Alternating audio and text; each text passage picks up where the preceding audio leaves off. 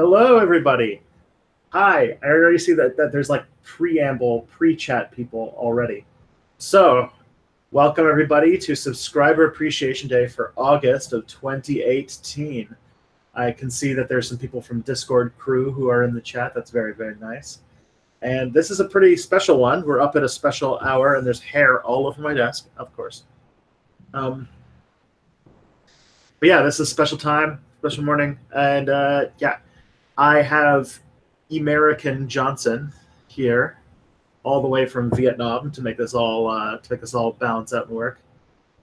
Xin chào. Yo.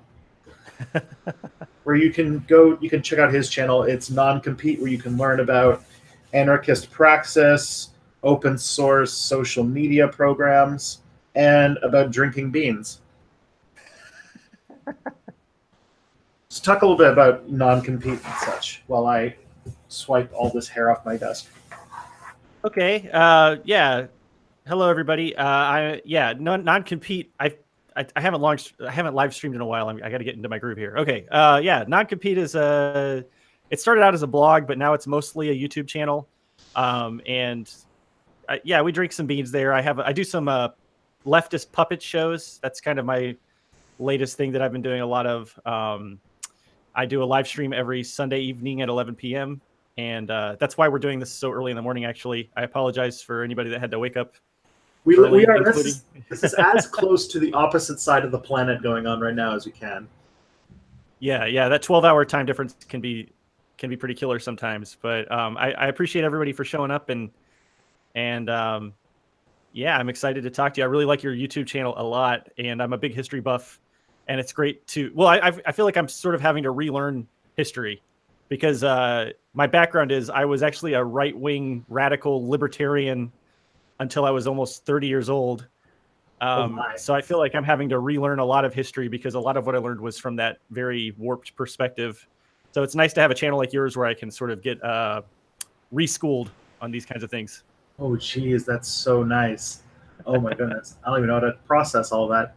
That's a good story though that we should kick off with. So how did you go from like fedora 29-year-old to fedora 29-year-old in the United States to like anarchist Vietnamese guy? They go hand in hand, sort of. I mean, it was a pretty rapid transition. I grew up in South Carolina. So, my choices there in terms of like political and ideological role models were fairly limited. So it ran the gamut from like ultra evangelical, creationist to right-wing libertarian. That was like the spectrum in the South, and plus I was in a military family. So it was just generally a fairly conservative worldview that I was exposed to growing up. And I was always. I don't believe. Oh yeah, we had the Charleston Naval Base, which closed down back in the 90s. Yeah, but so that was basically my life. And then I never really left the country much until I was around 29, and then suddenly, on a whim, I decided to move to South Korea. I suddenly realized that having things like healthcare when you're sick are pretty cool, and that sort of pushed me into like the liberal zone. So I became sort of a centrist liberal at that point.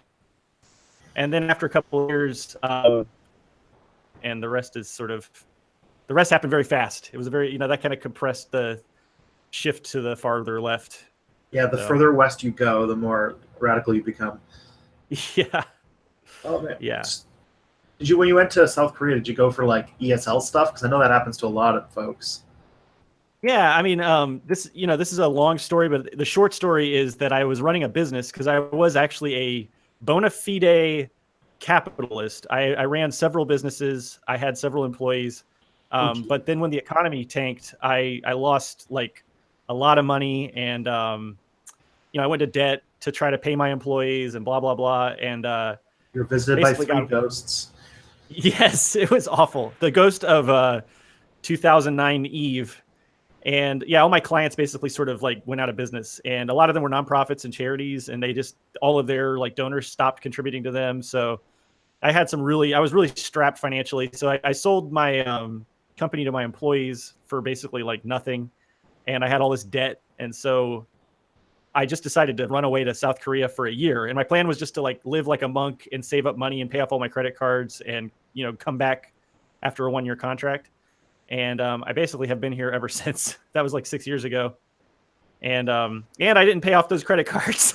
I found out that if you don't care about your credit score, you don't have to pay your credit cards. So that was a nice little revelation. I'm not advocating. I'm not saying that you should do that if you have a lot of credit card debt, but it worked out well for me. So. And I see that you've already got a fancy, and like one of the things that I think sticks out about non-compete for being such a like small upstart channel is that it's got a high production value, punched well above your weight with customized puppets and props, and as we already said, blue screens. I see you've got Anarchist Santa and a loaf of bread in the background with some vaporwave stuff going on. Yeah, that's my vaporwave Kropotkin background. I like to pull that out for when I have guests over. Yeah, I mean, I did run a video production company for about 10 years. So, and not only was it a video production company, but it was like a low budget South Carolina video production company. So I do have some experience with like milking as much as possible out of the cheapest gear you can get. So, I mean, like this is basically dollar store fabric, like I was telling you. This microphone stand I just bought from AliExpress for like $8. I try to stretch my production value as far as I can go with the limited funds I have. I imagine though, the price differential in Southeast Asia helps with that a bit. Sometimes it helps and sometimes it doesn't. So for instance, like the webcam here, it's like a Logitech. It's the C92 or whatever, the really common one. And that was like 30 or 40% more expensive in Vietnam because they do have sort of they're socialists. So they do still have like a luxury tax on a lot of things like electronics. So sometimes that works against me. But if you want to buy like the generic Chinese knockoff stuff, it's way cheaper here, So like this thing would be like 20 or 30 bucks on Amazon for a no-name mic stand, but I got it for like $8 because it's, we're right next to China. So good stuff. All right. We do have our first question that comes from Sir Zhao Zhao, who wants to know, what's it like being a leftist and a former company owner? It keeps me up at night. I mean, I do kind of, well, let me start with being the company owner. Let's start at that end of it because I thought I was, doing everything right. And I thought that I was being very ethical. And I thought that I was like, an all-American hero when I was running my business. I've considered myself a job creator and I considered my employees. I really did consider my employees to be like my family. And, we didn't have a lot of money and I couldn't pay them much. And if there was like a rough month, I would sacrifice and not pay myself. So I felt like I was being like really ethical and I felt like I had the moral high ground. But it's only looking back in hindsight and also having been on the other end of it as an employee that I realized that what I was really doing was stealing labor value from people that were working very hard. I was also being very tyrannical in the way that I ran my business because, I was basically the only owner. I had 100% ownership of the company, and I definitely, would sometimes get into this mindset where it's like, well, I risked my money to make this company, and it's my way or the highway. So, when I look back on it, it's like hindsight's 2020. But at the time, I felt like I was, doing the right thing, especially because that propaganda I was exposed to my entire life was that, the best thing to do as an American is go out there, start a business, create jobs, get a little piece of the pie for yourself. That was the mindset that I had. But I am glad that I had that experience because I feel like it gives me a fairly unique perspective among leftists because there are not very many turncoat capitalists that I've found that have that kind of, experience on both ends of the spectrum. Yeah, there's an old term. I think it's about religion, but it kind of applies to leftism too, and that is nobody turns to God on prom night. And so very often leftists are, by and large, people who have kind of gotten the shaft by life in one way or another. Right. Yeah. But then, it's yeah. Oh, go ahead. Sorry. No. You have a follow-up. All right. Okay. So I have one question. So that kind of is a follow up to that, and this is something that came up in a stream about a month ago, and I was actually kind of taken aback by it, and I was like, oh, I don't even know what I would do in this case, which is that now you're getting into YouTube business. Mm-hmm. Just this camera a little bit. You're getting into YouTube business, and with that, is going to come with, hopefully, I do think in your case you are one like flagged video with like a what's it called, like a mirror campaign away from doing pretty well pretty fast. Then what happens when you do want to consider something like getting an editor or something like that? Yeah, I mean, I have thought about that. I've thought about a lot because I've also thought about what if the YouTube thing doesn't work out and I have to, go back into the workforce. There's a lot of different directions that my life could go from here, and obviously I can't go back to being the greedy capitalist that I once was.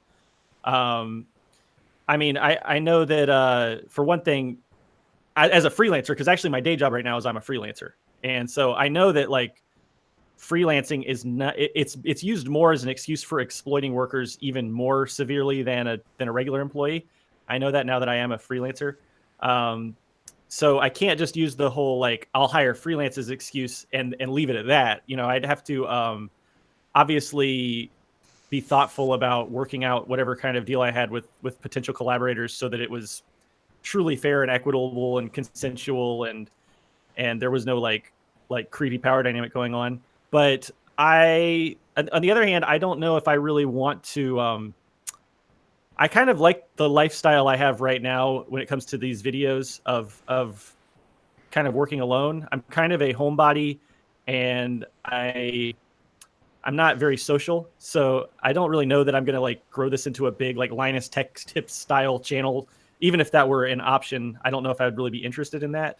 My girlfriend's about to start a YouTube channel herself, and so we kind of are working out this little co-op sort of situation where I'm going to help her with shooting and editing her videos, and she's going to help me with shooting and editing my videos.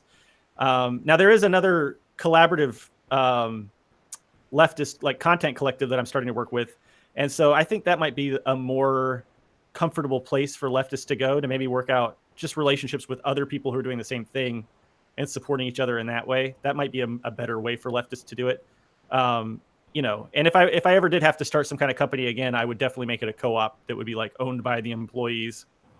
It would be, I think that's a much better way of running anything, is just having a flat hierarchy for a variety of reasons. So I don't know if I answered your question directly enough or not, but yeah. I think so. I think that's one thing that's also sticks out about some of the stuff that you, oh my goodness. Okay. Sorry. That was cat. That's something that sticks out. Something I think I forgot to give them their canned food this morning, so they're kind of crazy. Yeah, they're gonna have to wait until 11. So, anyways, there was one of the things that sticks out about non-compete too is that you've done a lot more work on what things that anarchists really should be doing, which is like praxis and discovering like ways to actually do things. In that, like, you're not just a person who is just like lambasting people because they haven't read a whole bunch of Eastern European people that no one's ever heard of, but stuff like, I'm going to promote this like open source Twitter alternative, and I'm going to like make a video where I talk about like all these like, alternative voting systems and how we could organize things like on a practical basis. And it was just like, oh, this is fairly pragmatic and not just yelling people for not reading Horkheim for like the 20th time or whatever. Part of that is perhaps because I haven't. I'm still playing catch up myself. Like I said, I'm fairly new to leftism in the grand scheme of things. I've really only been involved and considering myself a true leftist for about maybe almost 2 years now. So I'm way behind on my reading, and so maybe that gives me a little bit of a. Maybe I can't abuse people for not having read enough. But on the other hand, I guess my big philosophy when it comes to reading is that. First of all, it's very easy to quickly become classist about reading because, working class people have a limited amount of free time. They, it's not everybody has the opportunity to have a 4, 6, 8 year education that gives them, access to the time it takes to do all that kind of, to have that kind of education. And the other end of it is that leftism is fairly simple. The most important stuff I think you can learn in one or two good conversations, and it really just boils down to not exploiting other human beings.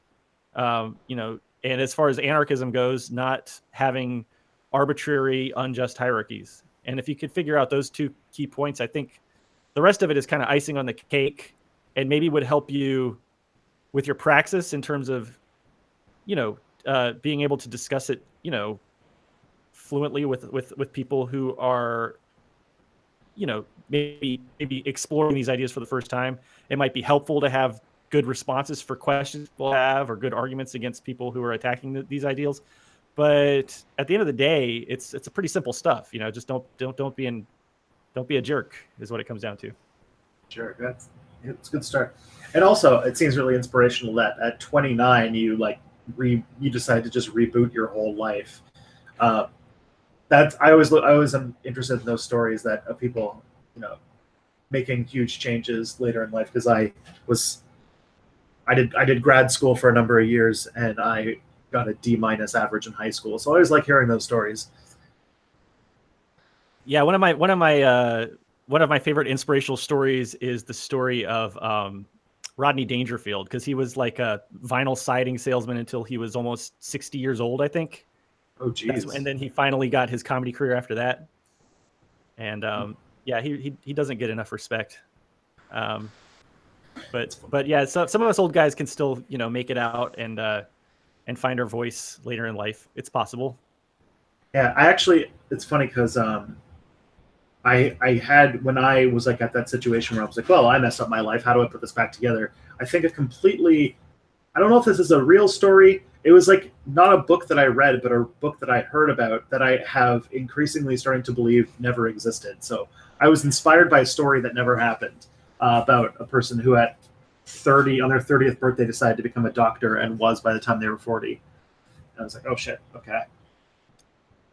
There was a character like that in House. Was there? Do you ever watch House? Yeah, there was. It was like the 6th or 7th. I don't know. It was when the show was really on life support. Yeah, I was really into House, and then I kind of got off the. I think when their version of Jump the Shark was when I think House drove a car into a house. I missed that one, but I do love. There should be if anybody wants an idea for a YouTube channel, I would watch YouTube channels. I would watch a YouTube channel that just like recounts Jump the Shark moments. I would watch that all day. I love outlandish jump the shark moments. That's really good. Yeah. Okay. We have some viewers who have questions, and I keep hogging your time, but I'm also the worst at that kind of thing. All right. And this is an interesting one because there's a lot of stuff to branch off of this, which I think you did a video about this, but we can talk about it. What was your turning point to becoming an anarchist, and how is being an anarchist in Vietnam? Because Vietnam is a communist country, theoretically, but it's not like a left communist country in a lot of ways. Like it still has a lot of it's very tanky. Or fairly tanky. It's tanky, and it's also capital. It's also revisionist. They're simultaneously tanky and revisionist. Yeah, that is a complex question. So, start with how did I become an anarchist? I gave myself about over 6 months when I first, because I have realized there have been a few times in my life, at various stages in my life, when I have realized that I was deeply wrong about something. And this is coming from a starting position where I was very arrogant and very cocksure and overly self-confident, in my teens and my early 20s. And then when I started to hit my mid-20s, I started to realize that I had very flawed beliefs about things. And it happened again and again and again. And the worst was basically when I decided to abandon capitalism. That was a huge turning point for me, because capitalism was something that I believed in very strongly. And when I realized I was wrong about that, and I had been cheerleading something that was so destructive and so harmful for so long, I felt very humbled. So it was the first time in my life, I was probably it was 2 years ago, basically. I was just kind of floored by the realization that I was, backing something that was so terrible for so long. So what I decided to do was not make any rash decisions about, what ideology I might adopt next. So I joined some like leftist Facebook groups because at the time Facebook was really my only social media platform at the time. I wasn't really on Twitter then, and Mastodon didn't even exist, I don't think. So I just went and I lurked. I lurked and I read all these threads, and I started to slowly post some questions here and there. And I decided, because I quickly realized that there was sort of this divide on the left between, what some people call tankies and what some people call anarchists. So that you have your Marxist-Leninist group that's basically one giant. Yeah, exactly. So there's one camp that's basically more authoritarian, is the way they would say it, and there's the other camp that is more libertarian. And I decided I'm not going to make any decision about which ideology I'm going to adopt until I really get my feet wet on this and really feel like I understand both sides. Because, to be honest, both sides make very compelling arguments. And so I just lurked. I lurked in some some Marxist-Leninist groups. I lurked in some. There's a mutualist group that I was in. Some anarcho-syndicalist groups. I just kind of like absorbed this information for a long time. And what really made me decide to become an anarchist was because there's a little meme. It's kind of a slogan with anarchists, which is read the bread book, read the bread book, read the bread book. You see it all the time. There are image macros. So I finally read old Kropotkin's, old bread daddy's bread book. And it just really lit my imagination on fire in a way that all the other stuff that I was reading, none of the other things had really resonated with me as much as the bread book. I'd read the Communist Manifesto, and I had read a few other things, but the bread book, The Conquest of Bread by Pyotr Kropotkin, is really what hooked me, and I understood every single paragraph in that book. I felt like it was written directly. Like sometimes you read a book like that, or you hear a piece of music like that, and that's what happened with the bread book. So that's when I first really started to call myself an anarchist and an anarcho-communist. And the rest is kind of history. But I still have affinity with Marxist-Leninists. I am a big proponent of leftist unity. As long as the people we're working with are principled and reasoned, then I will work with them. I have met anarchists that are really toxic, crappy people, and I won't work with them. And I have met Marxist-Leninists that are really good people, and I will work with them. And, every other variation you can imagine.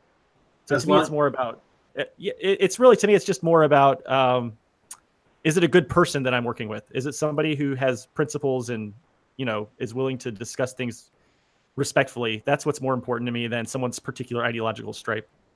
Or how they feel about Baskin Robbins. Exactly. Yes. And so those puppets, there's a lot. That was a very controversial video. It's proving to be a very controversial video. I made a puppet show video. It's my most recent video. Which is a tanky, which is a literal tank named Thomas, debating with an anarchist who is a black cat, which is kind of a joke about the whole wildcat wobbly thing. So they have like a big argument. And anyway, a lot of anarchists downvoted that video because there are a lot of anarchists that are very opposed to the idea of leftist anarchy. And I understand their perspective as well, because if you look historically, there were a lot of purges of anarchists in Vietnam. Moving to the subject of Vietnam, the Communist Party of Vietnam murdered a lot of anarchists in Saigon. That's documented pretty well. So, yeah, I mean, I could tell you definitely historically, the Marxist-Leninists are not always very kind to anarchists, and I can understand why anarchists would be very skeptical of Marxist-Leninism. I don't blame anybody for having that kind of skepticism or distrust, but I've just met some good Marxist-Leninists. But let's move on to the topic of Vietnam now. I love this country. I want to say, first of all, Vietnam is an amazing place to live. The people here are some of the most welcoming, kind, generous people I've ever met in my entire life. The culture here is very communal, and it's a very open society in terms of, like I said, welcoming people. I was very nervous moving here initially because as an American, I thought there'd be a lot of anger against Americans because of the war. The Vietnamese have totally put the war behind them in a way that we have not in America, I would say, because, growing up, the only thing I knew about Vietnam was the war and, the stuff I learned from watching war movies and the 1 or 2 days you might have briefly talked about Vietnam in, my history classes in high school. I didn't know anything else except for the war. And so I was really worried that they would still be as fixated on the war as we are in the U.S. But they are, and I've talked to war veterans here. I've talked to people who fought for the NVA and for the what they call the Viet Minh, the Viet Cong is what we call it in America. I've talked to those people, and they've put it behind them completely. I mean, they had some terrible experiences, but they don't blame me as as a young American who wasn't even alive during the war. They definitely draw a distinction between modern American people and the leadership of the war in a very astute way, I think. And but as far as the government goes, that's a really mixed bag. And maybe I don't know if that I might need some more specific questions or a prod to know where to begin, because there's so much to unpack about the Vietnamese government and the current society here. Yeah, that was a really tall order too on the forgiveness thing, because like Vietnam is still dealing with like things like the long-term effects of defoliaging agents, Agent Orange, and things like the removal of landmines, which is still like a huge and probably ongoing process for several decades to come. Just because. Yeah. And the Agent Orange is awful still. And there's still contaminated areas, Agent Orange contaminated areas, and there are still babies being born with birth defects to this day. And if you go to Saigon, in some parts of Hanoi, you'll see the victims. It's awful. And that goes to American, conscripts as well. There are American soldiers who got drafted into the war and are also Agent Orange victims. So that war was incredibly destructive to young people and people on both sides of the war. It was awful. The other thing I wanted to like circle back to the video that came out recently, because there was something as like I thought it was an interesting video. I thought it explored some cool stuff. I thought one of the funniest things, I know this probably wasn't what you were intending, but something felt profoundly like we're all doomed, was the fact that the leftist unity came together and their decision was to go to Baskin Robbins, like a multinational corporation. And I was just like, oh, is there some subtle message of like leftist unity is like us playing into the capitalist game or something weird like that? But just the idea that it ended with Baskin Robbins, it kind of felt like, did you watch Black Mirror? Yeah. The second episode of Black Mirror, where this guy puts like a shard of glass to his throat and yells about all the problems with the capitalist system, and then gets a job doing that every day, doing the thing. Yeah. This guy, yeah. The guy who's really good at cardio. Yeah, I love that episode. That's one of my favorite episodes for sure. Yeah, and I don't know. I mean, I kind of wanted to leave that video open to interpretation, which was perhaps a mistake looking at the comments. But yeah, I mean, it was sort of a downer ending, and I don't feel like Thomas the Tank or Anarchist were like evil puppets, but they are deeply misguided, I think. And another thing that I got accused of, and by a lot of people for that video, was for one thing, I was called a Stalinist because Thomas the Tank says, he says a variation on the whole Stalin did nothing wrong trope. And so some people think that because I had a puppet that said Stalin fought fascists, that I'm somehow a Stalin apologist. That to me seems like a huge leap. But that's what happens when you create art that is open to interpretation. I prefer your interpretation. To having an audience on the internet. Yeah, right. Exactly. Yeah, no, that's nothing. But I think this was my not the first thing I've done, but this was the thing that's had the strongest negative reaction from fellow anarchists. This and my I did one article on the Sickle and Hammer on my blog, and that got some heat also from fellow anarchists. If you ever want to make a lot of anarchists fight with each other, just say Sickle and Hammer and run out of the room. You'll have a lot of discussion. I'm increasingly learning over especially the last like month or so, that when you have a message and over 1,000 people look at it, it's guaranteed that someone is going to misinterpret it. It's like just a law of numbers type thing. Yeah, and I can't be a hypocrite because I do. There's I'm a little bit out of my depth here, but I know that there's sort of like a debate between whether or not the author's intent matters with the work. And I usually would be the person to say that author's intent doesn't matter, and that once a piece of art is created, it kind of belongs to the world and it kind of takes on its own life. So I can't be a hypocrite and say like, you're misinterpreting it. I don't want to be like a Jordan Peterson, you took my words out of context. So it is what it is. Some people want to take that as a message of ardent Stalinism. I guess that's the risk I take as an artist, but it's certainly not what I wanted people to take away from that video. I like your Baskin Robbins interpretation a lot more. You'll what's it called? You'll maybe they'll be the two people who start anarcho-Stalinism or something. That's not the seed that I intended to plant, but something it doesn't make any sense, but I'm sure someone will make up something. It's like one of those joke ideologies like anarcho-fascism or something. There's an anarcho-fascist Reddit group, I found out. It's a good play. You don't want to go there, but it exists. Oh, man. All right. So next one, Sir Joshua had a follow-up to the so with your whole backstory. Do you still have sympathy for capitalists, given that you were one at a point in your life? Yeah, I saw that comment, and I was hoping to find a way to talk about that. No, I don't have sympathy for capitalists. I always get sympathy and empathy confused. I think I have, if I can understand what empathy means, I think I have empathy for capitalists because I was one. And so I know like that not all capitalists are aware and conscious of the damage they're doing. I know that there are capitalists that don't care that they're hurting people because they have been my clients. Because working in the advertising industry, I've worked with a lot of really, really wealthy people, millionaires, who just don't care about their workers, and they have a lot of contempt for their workers. So if I walk into this guy's office and he's got 30 million in the bank and he's driving a Lamborghini, which I've had several clients like that. You walk into the office and they have this attitude they take, mano a mano, capitalist a capitalist, where they're like, oh yeah, it's so hard to, these employees, they're all a bunch of, idiots and they're lazy and blah, blah, blah. They really do talk. That's how a lot of capitalists talk about their employees. There's a great deal of contempt, but I've also been and worked with the small business people who really care about their employees and really think they're doing the right thing.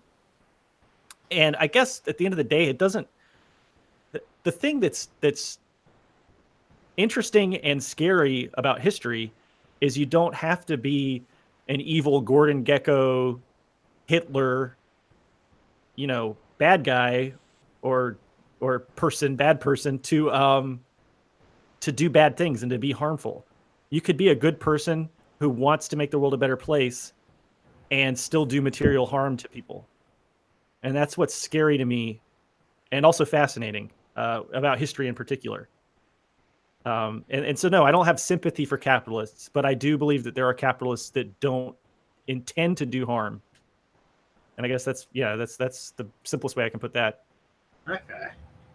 All right. Zaya Nituri asks, what's the best response to someone bringing up historical arguments against left unity, i.e. Stalin memes and whatnot?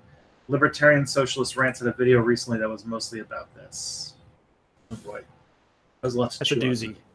Yeah, historical against left unity, I guess, is the thing in the question. I mean, oh, go ahead. That was it. Okay, yeah. So, yeah. Oh man. I mean, I've been thinking about this a lot the last few days. So, to some extent, okay. Here's where I want to start with this. The context of the 20th century, especially the early and mid 20th century, is, I think we can all agree, somewhat different than the context we have today. And things have changed a lot since then. I mean, they didn't have the hindsight that we have today, for one thing. That's very important. When you look at anybody in history, you have to consider the perspective and the viewpoint that they had at that time. And that's not apologism. It's true. There are things that they didn't know, and there are ramifications that they could not have predicted to the actions that they were taking. And you also, I don't want to be in like an armchair anything, a person sitting here in my comfortable air-conditioned apartment with material safety and security and food to eat, how can I judge somebody who was in a situation where they were fighting in a war or starving or fearing for their lives? We have to take all these things into consideration, I think. Now, if you look at, for instance, Vietnam's a great example of that. The material conditions of Vietnam during the war and in the post-war period were abysmal. And the Vietnamese people had been suffering under oppression and colonialism for centuries, almost 1,000 years. I did a video, or not a video. This was a presentation when I was an undergrad about the Vietnam War, and I said that it was like, people don't get is that like the war against the Americans was like the tail end of a struggle that had been going on for, I said 3,000 years, which is just like they're constantly being used as like this periphery that can just be conquered by one person or another, whether it's up north or out east or over in the west. I mean, China had their eyes set on Vietnam for thousands of years, and they were constantly being occupied, attacked, invaded. It went on for a long time. So if you talk to most Vietnamese people now, Anthony Bourdain talked about an old Vietnamese person that he talked to, and I thought it was a pretty good, concise way of summarizing a lot of the conversations I've had, because Anthony Bourdain went and had a meal with an old Viet Minh fighter, and he said like, "Oh, aren't you still angry about what the Americans did?" And the Viet Minh fighter was like, "Don't think so highly of yourselves. America was only here for about 10 years. The French were here for 100 years before that, and the Chinese were here for 1,000 years before that. You were just a small part of the story, so don't give yourself too much credit." And it also reminds me of a Ho Chi Minh quote, which is my favorite Ho Chi Minh quote, which is, there was a big divide between the generals over whether they should work with China or work with Russia, because, Russia and China had tension as well. And so Ho Chi Minh preferred working with the Russians, and his reasoning was, I'd rather smell Chinese shit for 100 years than eat Chinese shit for 1,000 years. So there's not a lot of goodwill towards the Chinese based on that history here in Vietnam, unfortunately. Mm-hmm. Yeah, there's a lot of context and stuff that needs to be developed. And I was even thinking like, I don't know how to build on that. I was trying to think about anything clever to add, but what came up blank. Yeah, I mean, back to my thing about Vietnam. So just to tie up that loose end. I was talking about the Vietnamese, the material conditions here were really bad. So the fact that the Communist Party was very, if you read like Vong Nguyen Zap's book, which I recently did a live stream about that with Radical Reviewer, which is a great channel you should check out. But when Vong Nguyen Zap talks about how they had to have strict military discipline and these top-down hierarchies and stuff like that, it's hard. I can't be an armchair general and say that Vong Nguyen Zap was wrong per se. I do have a strong suspicion that things would have gone better for Vietnam in many ways if they weren't so focused on hierarchy. But on the other hand, they did win the war, and they did defeat two of the most powerful militaries in history. And, so I can't say that Vong Nguyen Zap is wrong, and I can't say that they were making the worst decisions. We could speculate all we want, but we weren't there, and we weren't the ones that were suffering the way that they were. So I don't know. You have to have at least a grain of salt when you're discussing these things. Mm-hmm. All right, this one's a little bit more like maybe a little bit bit more of a fun question, and that is, how's your Vietnamese? Anh học tiếng Việt nhưng anh nói không tốt. I could say like things like that, which means I study Vietnamese, but I still don't speak well. I have a really hard time with the tones, which is like the standard complaint for anyone that's trying to study Vietnamese. It's a very, very difficult language, but I could talk to like taxi drivers and waiters and survival Vietnamese pretty well. I am slowly but surely improving, but it's been 6 years of study. Like, to give you a comparison, I have studied Korean for about 5 or 6 years, and I've studied Vietnamese for about 5 or 6 years. And my Korean is now about level 4 out of 5, and my Vietnamese is still probably around 0 to 1. So there's a huge difficulty gap when it comes to Vietnamese for a non-tonal speaker. Yeah. I have a plan to learn a language whenever I can find a way to work lessons into it that has been labeled as the single, or at least I think it's on the highest level of most difficult languages for English learners or English speakers to learn. And I am going to die trying to do it. But Which yeah. language is that? I want to learn Arabic. Oh, I went to a language program called Middlebury, which is the main school's in Vermont, but I went to the one in Oakland, California for language program. So I was studying Korean, and you can only speak 4 hours a day, 7 days a week for 2 months. You can only speak, read, write, and listen to Korean, and it's a very strict pledge, and people do get kicked out if they like speak or read or write in English. And we were with the Arabic school, so it was like the Korean school, the Italian school, and the Arabic school. And the Arabic program, yeah, I mean that seems like an incredibly difficult program. I also worked with and had some Arabic students for a while at a school in North Carolina for a few months, and I tried to learn some, just to kind of be friendly with them. I tried to learn some Arabic, and it was not easy. And also the writing system, that to me is a big. That's why I will never be able to learn Chinese, for example. If the writing system is difficult to wrap my head around, it's very difficult for me to study a language like that. And the Arabic is just the way it's written and everything. Yeah, well, how did Vietnam get its Latinized alphabet? So the story I understand is that there was a Portuguese, what do you call those jerks that go around? Not a minister, the people that go and try to make people believe in God. Missionary. I'm drawing a missionary. Yes, there was a Portuguese missionary 200 or 300 years ago, I think, and basically just created this alphabet so that he could put the Bible into Vietnamese. I believe that's the story.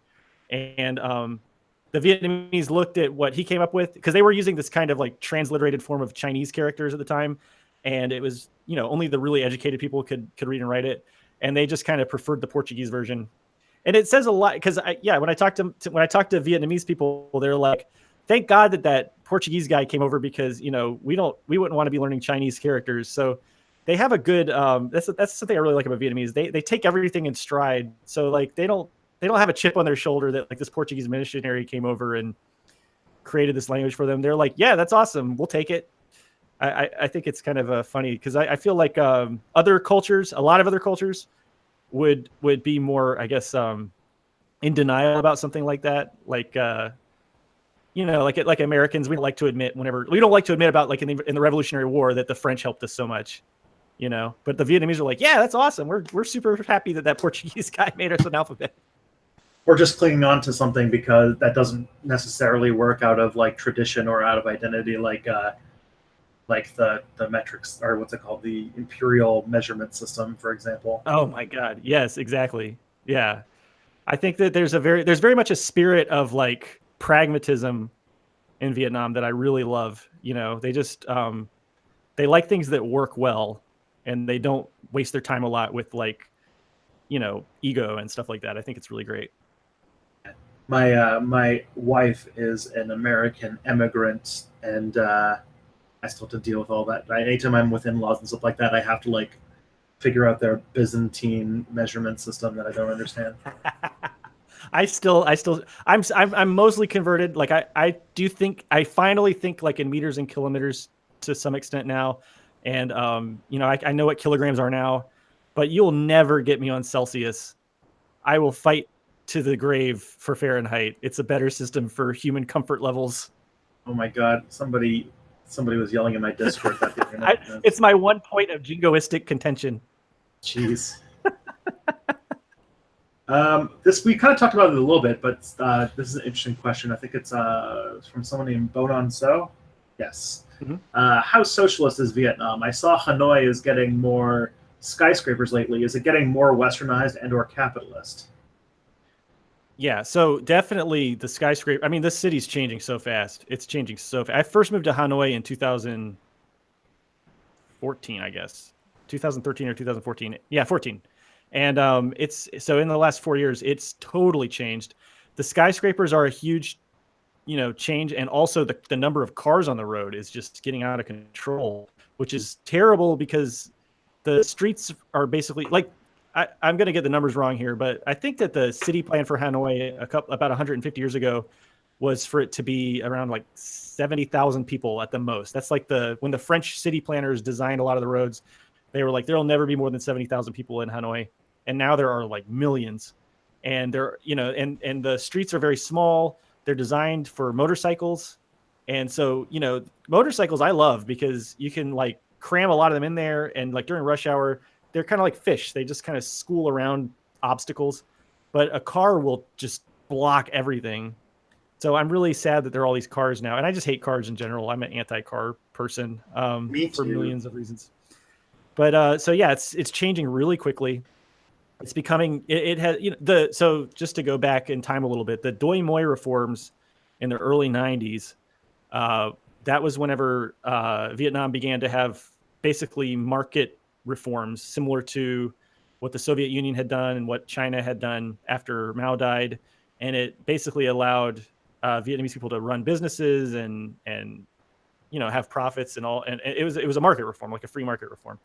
And so ever since then, it's gotten progressively more and more capitalist. There were also some other sort of imperialistic things that happened. So for instance, as far as the cars go, when I first moved to Vietnam, Vietnam had a really high luxury tax on cars. I think it was like 200%. So only the very, very most wealthy people, you'd have to basically pay like 2 or 3 times more the value of a brand new car to buy a car. And so the World Bank, I think, or the World Trade, they were going to join the World Trade Organization, I think that's what it was. And one of the stipulations that the WTO made was that they had to get rid of that car tax, because they want to be able to sell cars in Vietnam. So because of that, that's one huge reason why there are so many cars on the road now here in Vietnam, because they had to get rid of that socialist luxury tax on the cars because of that imperialistic tinkering by the WTO. So, I mean, there's a lot that goes into it. Now, there's also between state companies. So, for instance, all the telecommunication companies are owned by the state. There's like Viettel and Mobifone. There's a few different companies. Some of them are owned by the military. Some of them are just owned by the state. And those companies are even now, these state capitalist companies are starting to imperialize smaller, poorer countries. So like Viettel is going into Myanmar and Cambodia, and there are some places in Africa where basically the Vietnamese state capitalist organizations are imposing capitalist imperialism on these smaller, poorer countries. So that's kind of ironic. And then there's also privately held companies that are huge. So Vingroup is the biggest company in Southeast Asia, and the CEO is the richest person in Southeast Asia. And it's a massive corporation, and it's totally privately held. And they're about to start manufacturing cars, just to give you an idea of how big they are. So and I don't think that's a good thing for Vietnam, basically, because like if you look at Vietnam, so one of the things that stood out about it for a long time is that it's always ranked very high on the happiness index, which is it's an index that a NGO puts together that tries to rank the happiest people in the world. And Vietnam was always very, very high. And as the capitalism has starting to ramp up into this higher gear, simultaneously it's been dropping on the happiness index. So I see that study, and I can really understand why, because when I talk to my Vietnamese friends, they're starting to have that kind of like toxic work ethic that we have in the United States, that they have in Japan and Korea, where they're spending more time in the office. They're becoming more, less focused on friends and family, more focused on earning money, reaching for the brass ring. The society is starting to change, and I find that really sad. So yeah, I don't like the direction it's going in. But then the last thing I'll say about this is that they do still have a lot of good, effective socialist policies. Education is basically more or less free.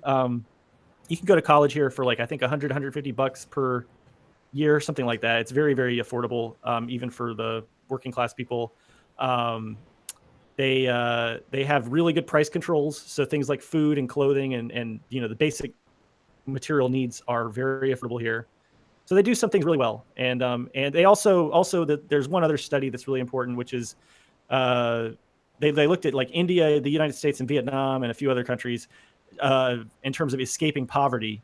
And in Vietnam, you're much more likely to escape poverty and stay out of poverty than in India or the United States or most capitalist countries.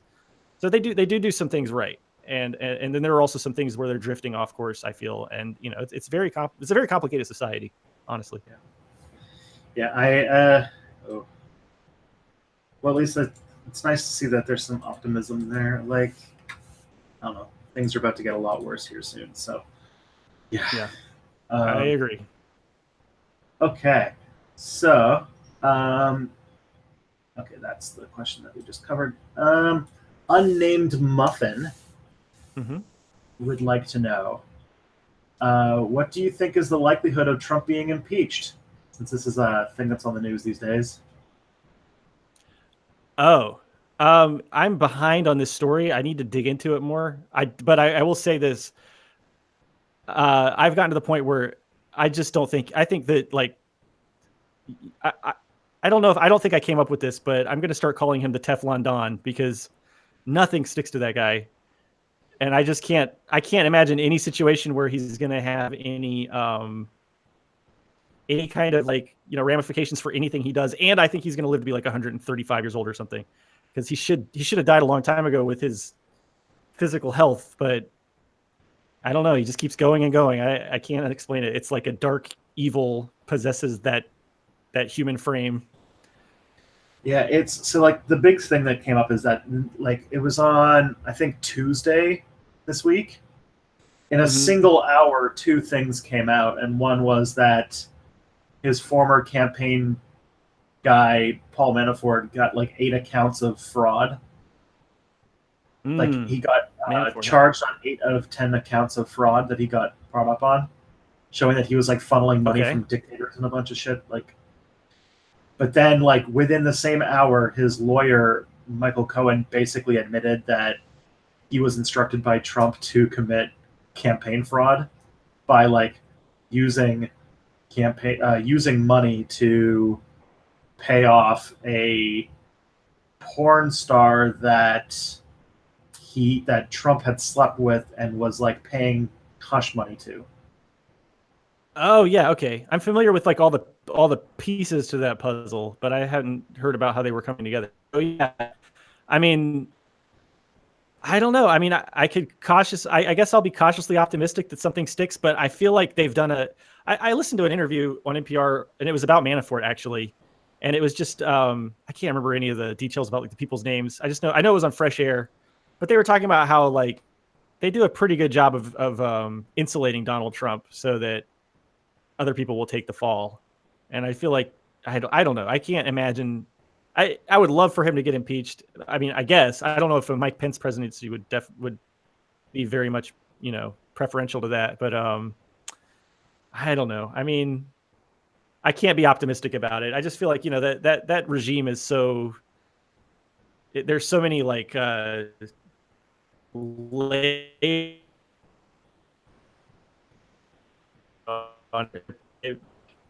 don't think that Donald Trump is an evil genius or anything, but some people just have a natural slipperiness where they just can't get caught doing stuff, and I feel like that's just what seems like Trump is just I don't know, nothing sticks to him. It's flabbergasting.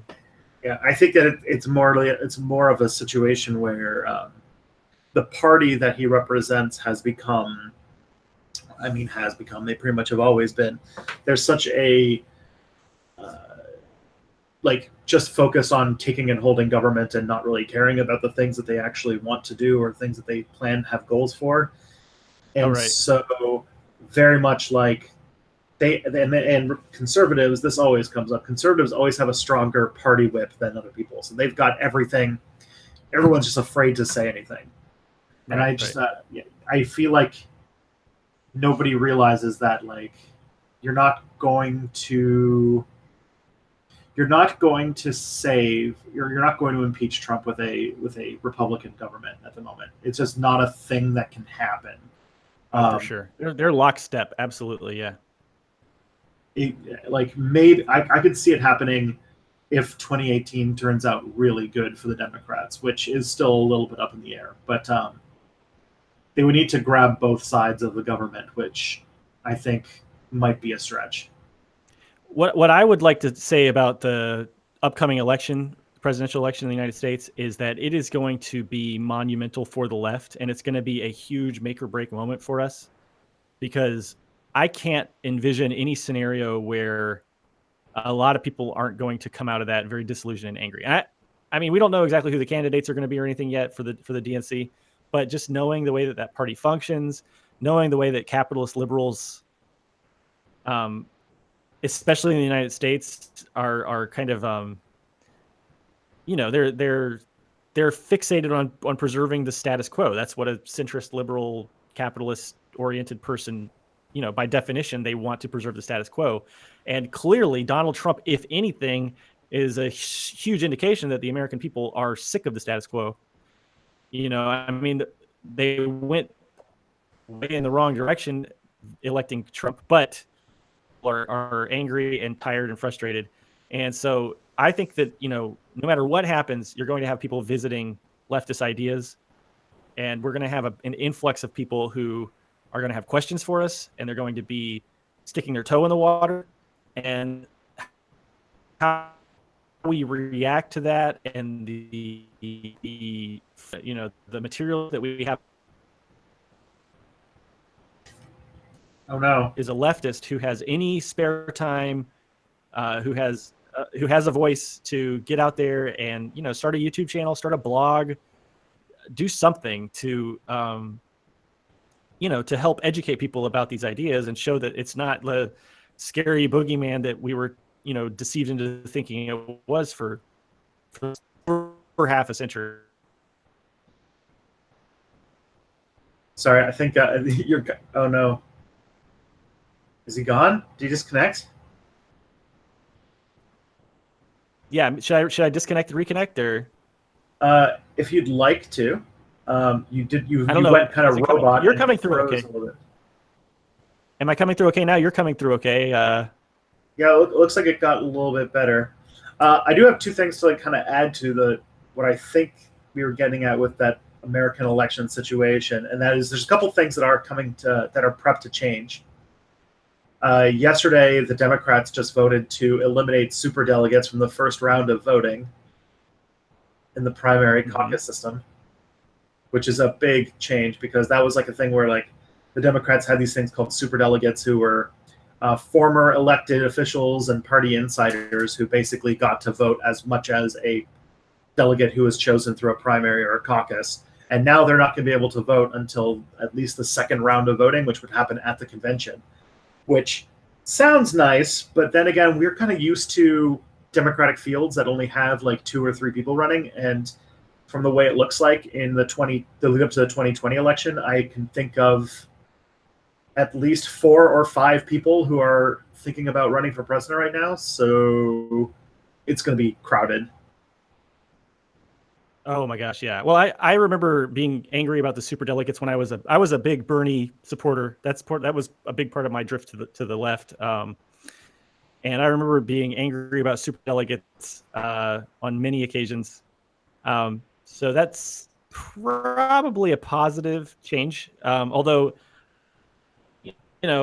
as far as the DNC goes, I don't have a lot of faith or hope in any kind of meaningful change coming out of the DNC as it is. I mean, I hope I'm wrong, and I hope that we get some people in there that are focused on alleviating some of this, the horrible conditions that so many people in America face, whether they are American citizens or whether they are, immigrants from other countries or whatever. I would love to be proven wrong that the DNC will start to address some of these crises, some of the many crises that we have in the USA.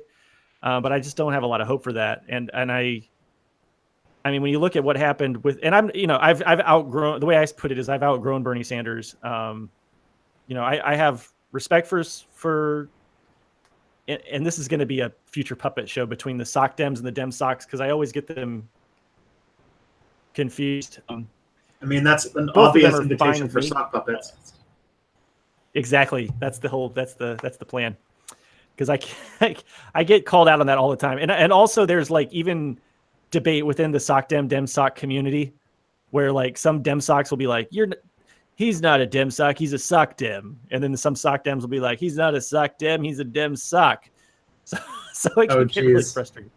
It happens. I was moving myself so you can't see the Bernie Sanders action figure. It's behind my head. Ooh, nice. No, yeah. I mean, I still like Bernie a lot. I do. And I have a lot of respect for Bernie. And if there's one thing that Bernie did that I love is he made socialism a word you can say in mainstream politics again, because it's hard to imagine. It's hard to remember that socialism was a really dirty word for a very long time in the United States, and no Democrat even would ever have uttered that word in a positive light before Bernie Sanders. The way he.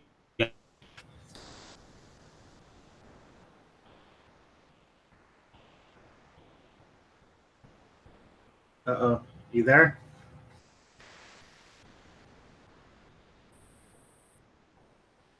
Okay. Hey, friends. Hey, everybody. I'm going to try to get... okay. I'm very sorry, America Johnson. You're going to have to probably reconnect. Oh my, this is it's a modern technological miracle that two people on the other side, two people on opposite sides of the world can talk to each other. So this is, is the stream dead? Like, you guys not hear me?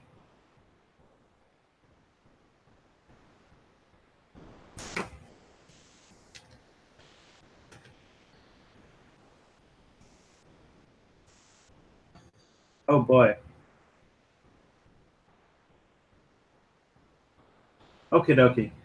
All right. So I'm just gonna do a quick eject. And now I'm gonna get American Johnson to reconnect and see if that fixes things.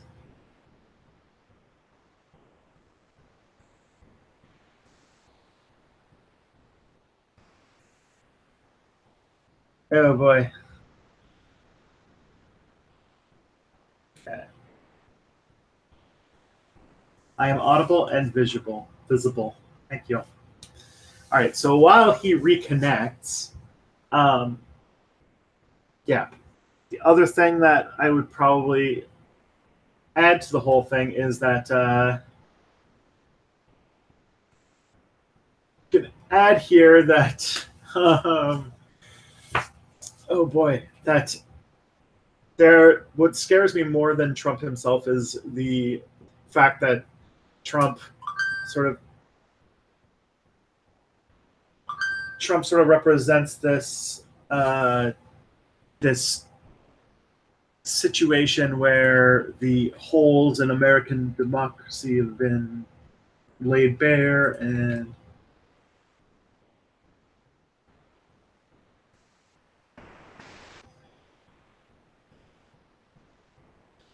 says you can't. It says you can't join now. Oh no! Did I do something bad? Sing us a song.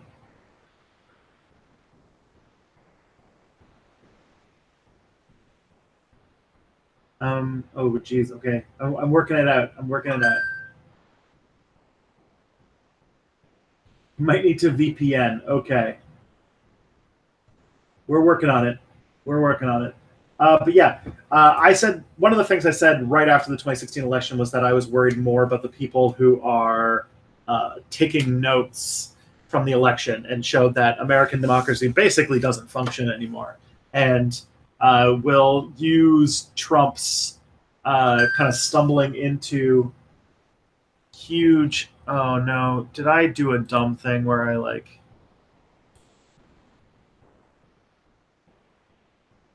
All right, 1 second.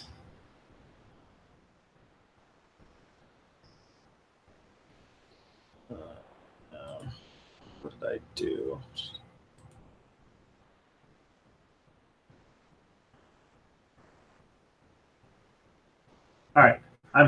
Hang on, friends. I'm working on getting our esteemed guest back in here. Okay.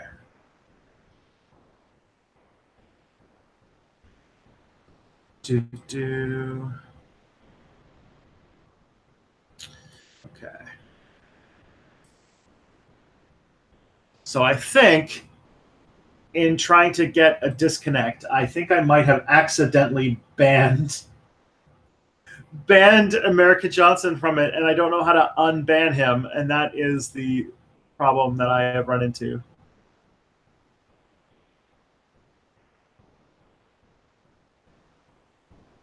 Oh, Okay. You're back. I guess something happened with my. I think I could.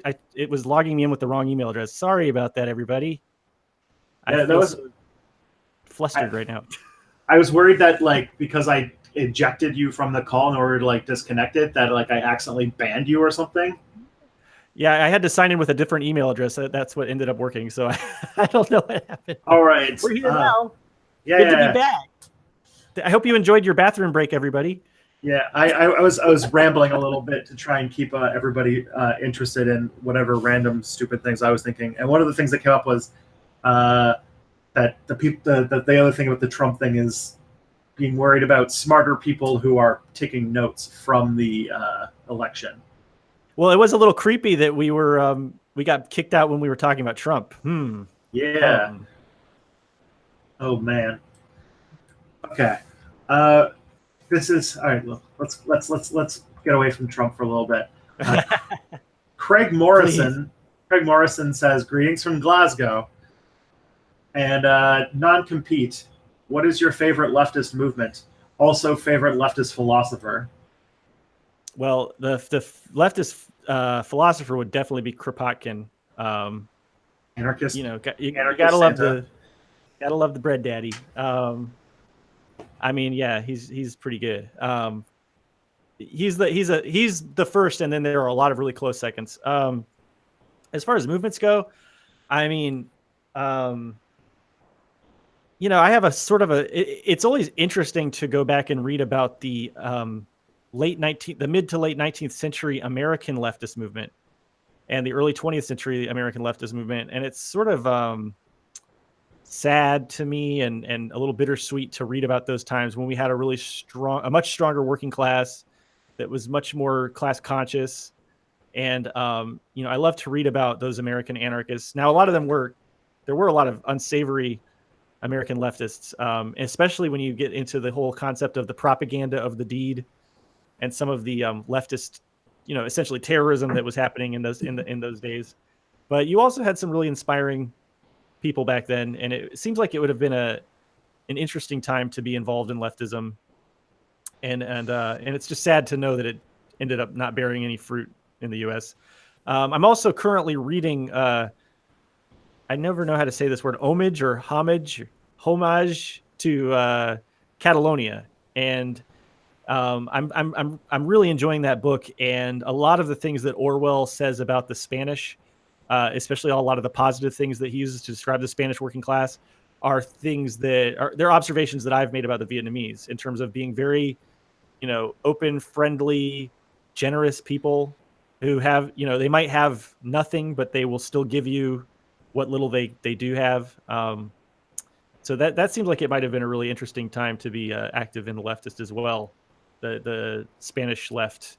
Although it is certainly a lesson about leftist unity, the way that all went down, and ultimately they were crushed by fascists because they couldn't work together, which is really, really tremendously sad. Oh man, yeah.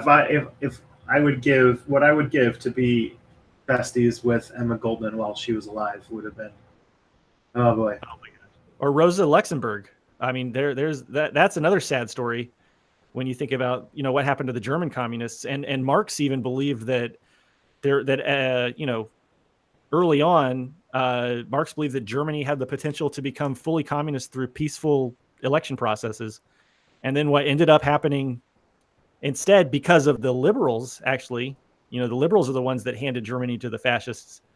So there's another great lesson, and a sad lesson from leftist history.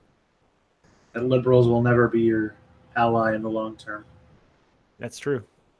All right, another question comes up. This one feels a little non sequitur, but how do you feel about Tintin, or I guess anglicized Tintin?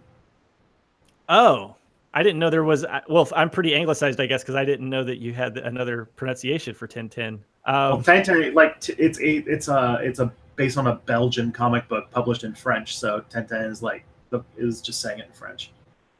I used to watch the cartoon when I was a kid, and I know that's probably not. I don't know what people think about the Tintin or Tintin cartoon. I enjoyed it. I know that there are some like problematic issues of that comic from like back in the day where there were some bad kind of racial caricatures and stuff. Oh yeah. So I'm speaking from uncertainty and ignorance here to some extent. I don't remember that kind of stuff from the cartoon I watched, but on the other hand, I would have been a lot less clued into it, at that time. I would have been a lot more it would have gone under my radar, I think, when I was a kid. The comics are very old, and some of them are like they literally like have the whole portraying of African people as like having pitch black skin and the big red lips and all that kind of like goofy stuff. Yeah, I've seen some grabs. I've seen some screen grabs from like people sharing those kinds of things. Obviously, don't dig that. But when I watched the cartoons as a kid, I did enjoy the whole kind of sense of adventure and exploration. I was really into like Indiana Jones and history and all that kind of stuff. So I dug that idea, and it's a big reason why I've always had this wanderlust that I haven't had fulfilled until later in life. But yeah, I dig that aspect of it in terms of globetrotting and adventure and artifacts and that kind of stuff. And I like the world building. I remember from that cartoon because it felt. Yeah, I'm sure the comics were probably even more impressive in that sense, but it did feel like the characters were very alive, and it felt like kind of this alternate version of reality where things were more exciting. That's something that really drew me in about that cartoon when I was a kid. I'm always drawn to the memory of the issue where he's in Congo and teaching the Congolese people in like a classroom about how they belong to the Belgian Empire and like what Belgium's about. And like it's like, oh my god, no, that's awful. Yeah, I'm gonna do a video at some point in my life about the rubber terror and how like the Belgians wiped out 20% of the Congolese population just in like an urge to just get more and more rubber out of the country. Ugh. Oh yeah, I had a very good. Actually, this is kind of a little funny anecdote. I had a history teacher in high school who was fundamental in transforming me into a libertarian capitalist. He was like a big Republican Party member and very very in favor of capitalism. He taught me the phrase "competition breeds excellence," which was a big slogan of mine for many, many years. But he taught a class about African history in high school that was really good. He really taught a lot about like imperialism and the brutality of those regimes. I mean, it was a really good class, and it was very, very deep, for a high school class especially. I learned a lot about like how horrible Belgium was, and they were like hacking off people's limbs left and right, and like a lot of those atrocities. Anyway, the end of that story is that we both simultaneously became radical leftists, and actually, I believe he is now a Marxist-Leninist, and I'm an anarchist. So we both independently kind of came full circle and moved to the radical left. So it's kind of funny to talk to him now and be like, what the hell were we thinking? Yeah. It's interesting because like part of like being part of that like libertarian ideology is having this like unshakable faith that like market systems do things perfectly and the most efficiently, but like when that breaks, when there's just even one chip in that, it all just starts cracking and crumbling. I mean, the logical conclusion of capitalist libertarianism is feudalism. That's what you're going to end up with if you have a lot of people that have very little and a few people that have everything, and then the people with nothing have to rely on the people with everything to survive. Then that's feudalism. So it's the internal logic of it is really wonky, and I can't believe that I held on to it for so very long. But I can tell you why libertarians, the impetus is freedom. And so the reason that I was a right-wing libertarian was because I loved freedom and I wanted people to be free to pursue their lives without, without people telling them what to do or how to live their lives. And I just didn't make the connection that corporations can serve the same function as a state very easily in terms of oppression and repression and imposing their will on other people. Although I would say comparing capitalism to feudalism, I have to mention, is a little bit unfair to feudalism. But that's a longer story, because like feudalism was very much a system in which, while there was incredible aristocratic privilege, the average life of people who lived at the bottom wasn't actually as bad as it's made out to be in like kind of post or in like after the modern age started. And also, for the most part, nobles didn't spend much time in their demesnes, just like their word for like their holdings. And so so they actually had a lot of these like small, like a lot of communities of peasants, for example, kind of self-organized and voted their own leaders, and they didn't really have police. They kind of just managed their own communities and stuff like that. So like the people who ruled over had a very like hands-off approach to running people. In the end, they had like the commons and stuff. That was my first love when it comes to history. I was big in the Society for Creative Anachronism back when I was in high school, and I made a full suit of plate armor. I made my own like 16th century clothes. I was really big into that period of history for a very long time. And you're not the first person to catch me on the whole that comparison being unfair to feudalism. I mentioned something like that in one of my videos, which was like a primer on capitalism, and I was talking about how capitalism emerged and what feudalism was like before. And I had a lot of people that commented. They were like, "Hey, be nice to the feudalists." Yeah, Ina was asking, or Ina asked, like, how true is it that in medieval England there was something like dozens of holidays every year? And that's true. There were 80 holy days every single year in England. So, like, yeah, and we have what, like 7 or 8 holidays in America now? Yeah, exactly. Like, it's awful. There's a lot. There was a lot that was like capitalism. Like there's a strong narrative, and I think that even a lot of leftists who don't study much history will think that like the Middle Ages and stuff like that were like the move to industrialization was an increase for the general goodness of humanity, and that's not necessarily true. It's kind of like the first time you realize that when we transitioned to farming, it wasn't necessarily a step. It wasn't necessarily a better thing for most people. Right. Yeah.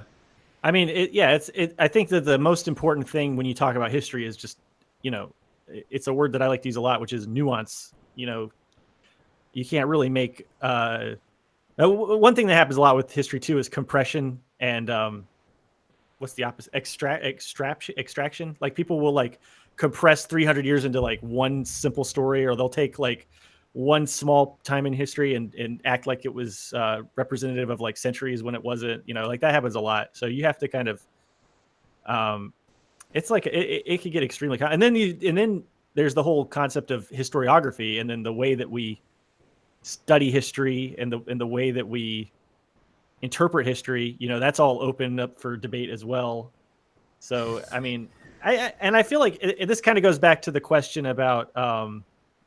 We were talking earlier about historical tensions between, Marxist-Leninists and anarchists and that sort of thing. And there's a limit, I think, there's a limit. History has limitations. Like the concept of history has limitations to its relevance, its potential relevance to our current situation.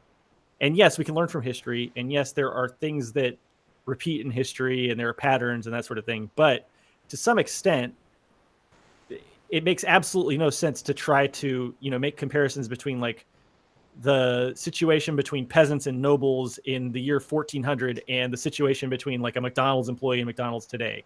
You can draw some really broad comparisons perhaps, but the situation and the worldview and everything in the hindsight that we have now. I mean, all of that is so complicated. And so, you know, if you want to extrapolate that to talking about the leftist tensions in the 20th century, it's like the Marxist-Leninists I know today that are principled and reasonable, they read history too, and they can see what happened to the Soviet Union too. And they are aware that there were failures and atrocities and you know, problems with those 20th century Marxist-Leninist regimes, and they are willing to kind of take that into consideration with their current ideology. And then they get attacked by their fellow Marxist-Leninists as revisionists. If they point out like a mistake that Lenin made, or if they point out faults with the USSR, they get called revisionists. So it can get ugly. Yeah. As I pointed out too, is like peasants, because of the whole like hands-off boss, they were in a lot more control over like what they did in an average day with work and everything like that. This is definitely a video that needs to be made. Oh yeah, I look forward to watching it. In the meantime, you can read Terry Jones's Medieval Lives or watch the miniseries that was made out of it. That's a pretty good. The first episode of the miniseries is on peasants, and it's a pretty good breakdown as to like the kind of myths we have built up about feudalism. Oh, that's great! I love Terry Jones. Yeah, he's great. I have to get my hands on that. Yeah. Okay, we talked about this a little bit, but it'd be cool to zoom in on this a little bit. Sir Zhao Zhao, you talk a lot about Marxist-Leninists and anarchists, but what about democratic socialists? About where they fit in leftist unity? I consider DemSocs / Soc Dems to be comrades. I do. Dem I mean, I feel like they are. I don't know. I feel like there's a. I don't get the hesitancy to abandon capitalism, I guess. I don't understand that. That's the thing that I guess and maybe I haven't read a lot of DemSoc literature, and maybe I should read more of it. Maybe I misinterpret it. But it seems to me like they're too willing to compromise, and too willing to make apologetics for capitalism. I don't believe that capitalism can be regulated into a, domesticated state. I don't think that you can restrict capitalism to the point where it becomes, harmless. I think that it's inherently exploitative and inherently unjust. And I don't have any room in my heart for capitalism anymore. So that's kind of like obviously a huge point of contention. Now, I guess the way, and this is going to sound maybe patronizing, and I don't mean it this way, but to me, a DemSoc is a potential anarchist or a potential communist. I see DemSocs as people that I want to talk to and I want to have a dialogue with, because I feel like they're on the precipice of realizing that capitalism is so harmful and so destructive and should not be compromised with. And I don't mean that in a pejorative way. I'm not trying to be like patronizing towards DemSocs, but I think that they realize that I think they realize that capitalism has all these problems, and maybe they're just still clinging to some of that propaganda that we get, infused with from the time we're children. I don't know. That's my guess, I guess. I could very easily have become a DemSoc. Like for instance, I feel like if Bernie won the election, I would have been like, yeah, Bernie, democratic socialism. I would have been like probably very on that team if he won the election. And him losing the election and Trump winning the election was part of what gave me that big soul-searching moment. Now, the other thing I want to say is that I do know that there are a lot of actual hardcore leftists, capitalist rejecting leftists within the DSA in the United States of America, the Democratic Socialist Party. I know that there are real leftists in that party, and that they see that party as an avenue for kind of affecting change in the real world and within the structure, and also, a good way to contact people and teach them about leftism. So, I know that not everybody that's in the DSA is necessarily pro-capitalism. There was like a meme that came out after the election that now it's like that now it like, oh man, it was somebody. It was like the Homer Simpson with a Bernie shirt on, and like the whole thing about him like blending into the hedges and then coming back out, and he's got like all this Antifa stuff, and it's like sounds like you were a real life version of that. Yeah. Yeah, I mean, yeah, and that's why, to some extent, I feel like I haven't really earned a seat at the cool kids table of leftism, because I've never, I've been living in Asia since before I became a leftist. So I've never been to like an Antifa event. I've never been to a big rally. I've had limited opportunities to talk to leftists in real life, although I have met leftists in real life, and it's been a treat by and large. But yeah, I mean, I'm like so disconnected from the life experience that a lot of American leftists have. And I feel like my praxis and my channel, to some extent, it's definitely targeted from a position of being an American. That's the experience. That's the political system that I have the most experience in life knowledge about. And I'm definitely talking to Americans in a lot of my, I mean, a large part of my audience is American. About 50% of my audience is American. So, I mean, and I feel an urgency and a call to talk to my fellow Americans, but it's a little bit weird having this huge geographical disconnect where I'm living, literally on the other side of the planet. I could not live farther away from the United States of America than I do. But in some ways, I feel like the YouTube channel gives me a chance to still try to do some good and reach some people in my home country. Despite that geographical distance. So you have no plans on going back? I have no plans. I mean, I just signed a lease on an apartment that's like 12 kilometers out into the countryside, and around Hanoi, and it'll give me a bigger space for like the same amount of money to build like a bigger kind of studio. So there's a problem now is like every time I shoot anything, I have to tear everything down and put it back up and blah, blah, blah.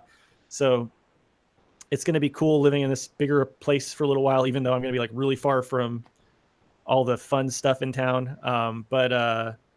Yeah, so I'd probably be there for at least 6 months or a year. So I would go back to the U.S. if I had a lot of money. I mean, you have to be wealthy too. I was making I moved back to America about 3 years ago, and because I was married at the time, and we've since divorced, but we had this idea that we go back to the United States, and she was not an American citizen, and she was like maybe going to get her American passport. Not because she didn't want to become a citizen, which was really funny because my Southern family was like, "So when are you going to be a United States citizen?" And she was like, "I don't want to be a United States citizen." And they were like, they couldn't wrap their head around the idea that somebody wouldn't want to be a United States citizen. But anyway, so we went back to the United States for about a year. And I was making pretty good money. I was working as like a director of marketing for this like evil recruiting agency. And I was making good money. I mean, to be transparent about it, I was probably making almost $80,000 a year.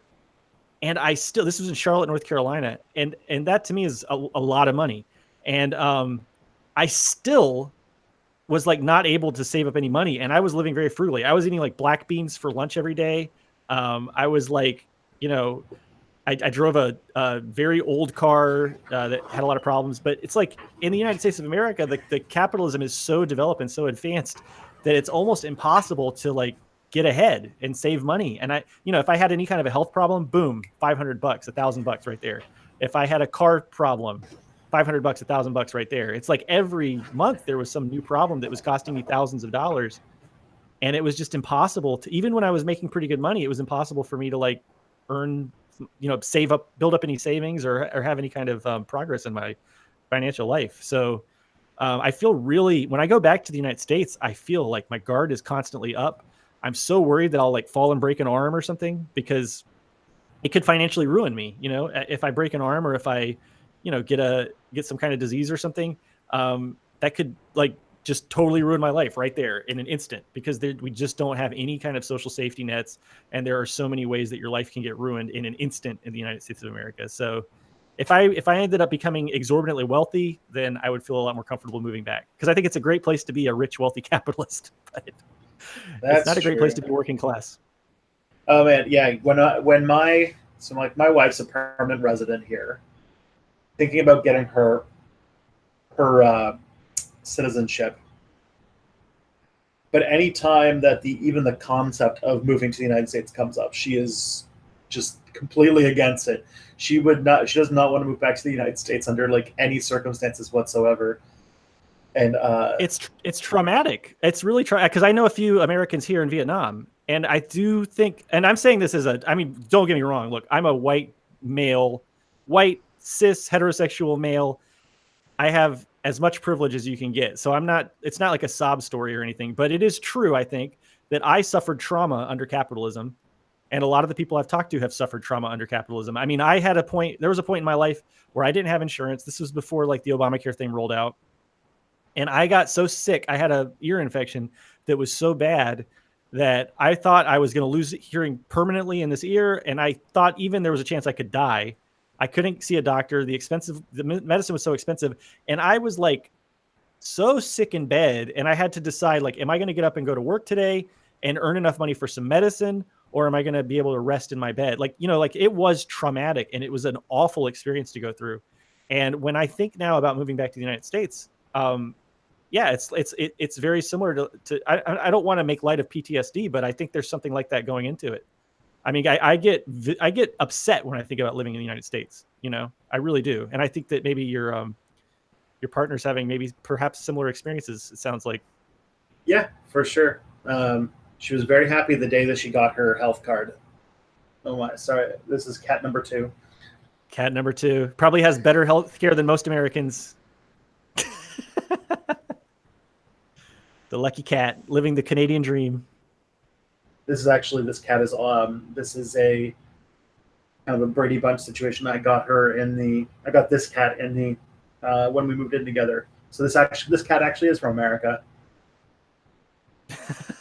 Yes, a refugee. Yep.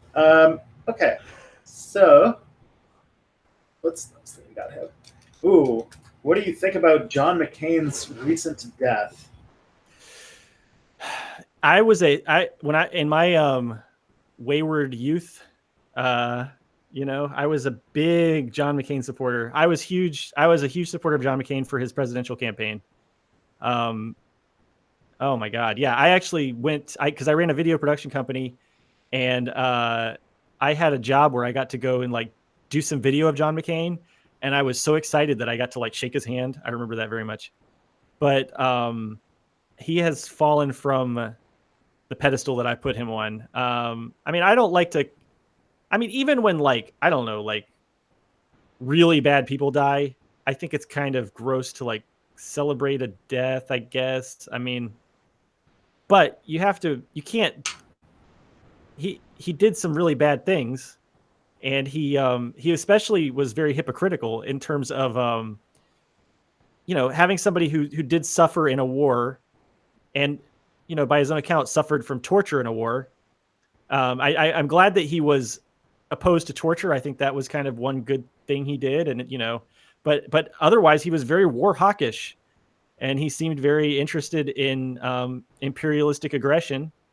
And also, as somebody who had, cancer, he seemed very cavalier about cutting off benefits for other people who have less money but similar diseases. So I don't have a lot of love left for him. And I'm not gonna like dance on his grave today, but it is what it is. Everyone dies eventually. Yeah, throwing me in the trash one day.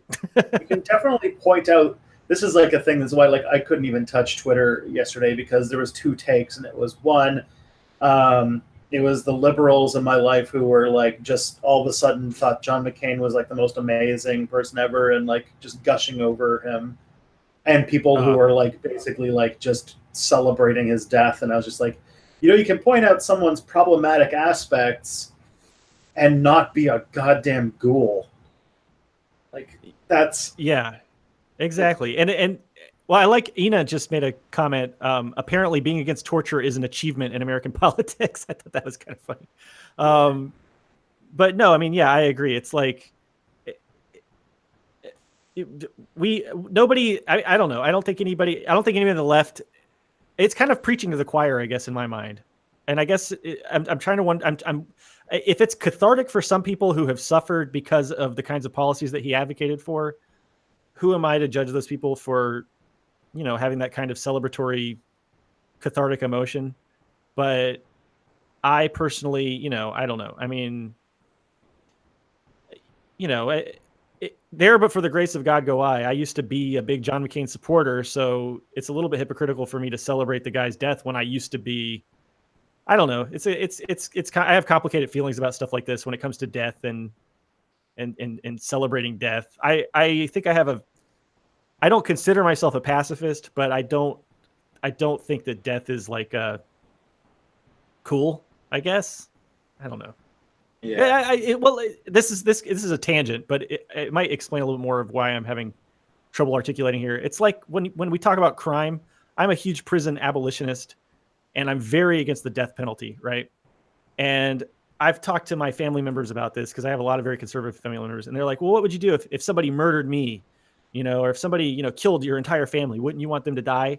And I really don't. I've thought about this a lot. And I won't know, I guess, unless it happens. But I don't think I would want the person to die. If somebody murdered my whole family, I wouldn't want the person to die. In fact, the only reason somebody would become like a serial killer or something is for them to have like incredibly deep problems, that need to be addressed, I guess. And what I would want is for that person to get like probably a lifetime of very deep therapy. I can't imagine celebrating somebody's death, even if they murdered my family.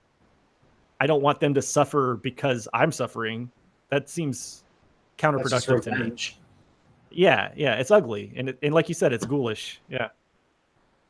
So like, I know that that's like a contentious thing right now, but yeah, I'm not a big fan of people like just being cruel for the sake of being cruel. Like we're supposed to be the people who aren't cruel. That's supposed to be our job. Exactly. It's a little hypocritical to me, I guess. I mean, yes, the man did a lot of terrible things. History will judge him. Very much and so. and I. That's all there is. What else can you say about it? He's dead. He's not a problem anymore. Let's move on to another target. Most likely his daughter, who's trying to make a name for herself now. So, yeah. Yeah. Screw her. Oh man.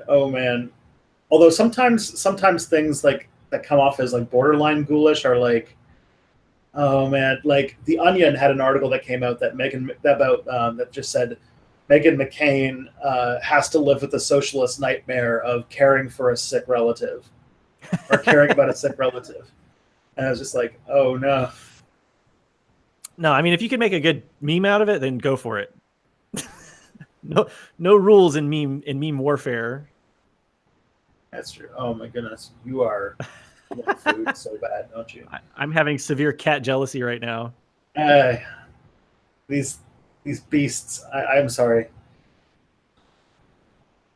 She does this. This is basically her all the time.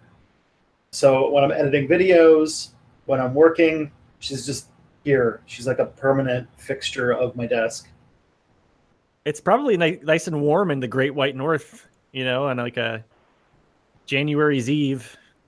That's true, but it's also like she's an indoor cat. She's never been outside. It's summertime outside, so I have heard though that cats are always looking for warmth because they came from a warmer climate than we did, and so their idea of a comfortably warm temperature is much warmer than humans. Oh, really? That makes sense. They're kind of little heaters. Yeah, they're from the desert, aren't they? They're from Egypt. I think. Egypt and the Middle East and stuff. Yeah. Yeah. Good kitties. Yeah. All of them. There's what's it called? Cats. I was trying to think of some sort of propaganda thing to say, but all cats are beautiful. All cats are beautiful. That's true. Okay. So Craig Troutman Jr. Hopefully, I probably butchered that last name there. What are your thoughts regarding China's investments in Africa? Oh, I mean, I'm more familiar with Vietnam's investments in Africa, and I'm more familiar with China's investments in like Vietnam and Korea. But I guess I have a basic understanding of the situation, and to me, it's like imperialism. And I think that China is very incredibly savvy. The current regime in China is running on all four cylinders, and they are very smart about the decisions they're making strategically over the long term here. I have a dormant series that I was trying to write about China's, like awakening recently, and it's like a little bit like I am not a China apologist at all. I think I have more bad things to say about China than good things by a pretty wide margin. One good thing I will say about China is that they do seem to legitimately be on the brink of solving poverty in China, which is pretty amazing when you consider that, country's history.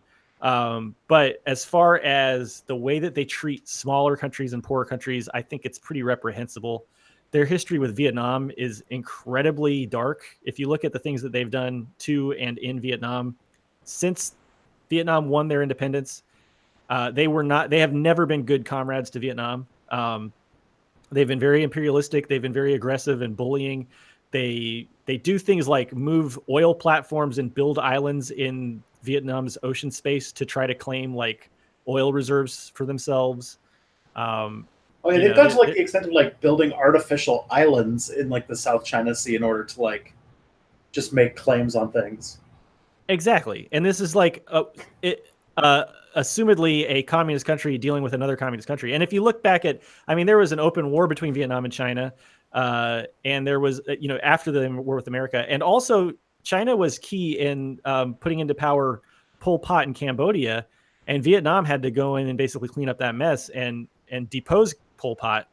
And they just started to release some documents that kind of prove that China was really central in putting Pol Pot in power. That's some kind of new historiography that is coming out of Vietnam, actually, and they have some really convincing.